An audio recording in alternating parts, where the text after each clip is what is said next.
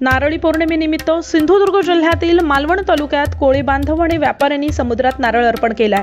सिंधुदुर्ग जिल्ह्यामधील प्रसिद्ध असलेल्या समुद्रातील मालवण किल्ल्यामधून सोन्याचा नारळ प्रथम समुद्रात पडतो आणि त्यानंतर तोफांची सलामी दिली जाते।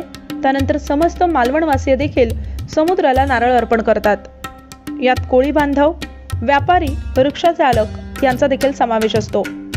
यावेळी समुद्रातील हालचाल मात्र बऱ्यापैकी शांत असलेली पाहायला मिळाली।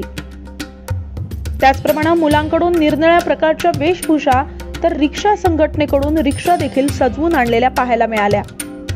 300 वर्षांपेक्षा जास्त काळापासून सुरू असलेली ही प्रथा आजही तळकोकणात जपली जाते।